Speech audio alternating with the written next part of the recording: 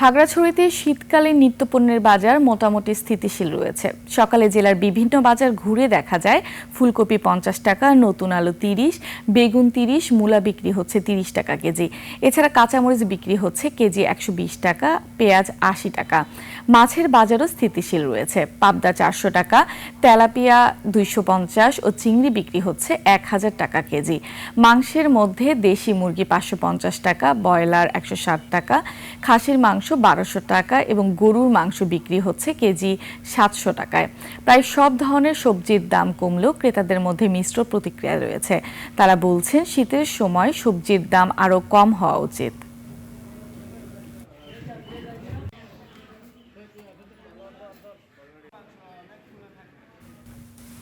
বাজারে আরও খবর জানাতে যুক্ত হচ্ছেন খাগড়াছড়ির প্রতিনিধি চিংমে প্রু মারমা।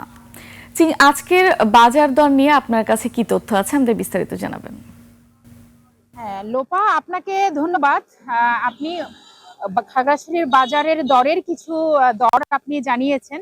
তো আমি এই মুহূর্তে বাজার ঘুরে দেখেছি সকাল থেকে আপনার খাগড়াছড়ি বাজারের সবজির দাম মূলার 30 টাকা, বাঁধাকপি 30 টাকা, বেগুন 30 টাকা এবং টমেটো 50 টাকা এবং শিম 50 টাকা।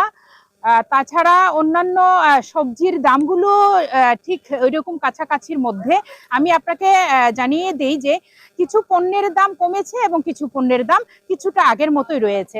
এবং আপনার ওই মরিচের দাম 100 কেজি 120 টাকা এবং আপনার কমেছে হচ্ছে কিছু সবজির দাম, আপনার শাকের দাম কিছুটা কমেছে।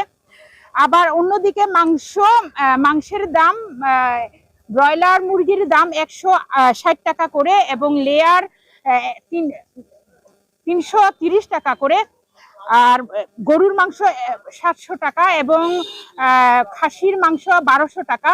মাছের মধ্যে দাম হচ্ছে তেলাপিয়া 250 থেকে 280 এবং 30, পাবদা 400 টাকা এবং পাঙ্গাস হচ্ছে 180 টাকা।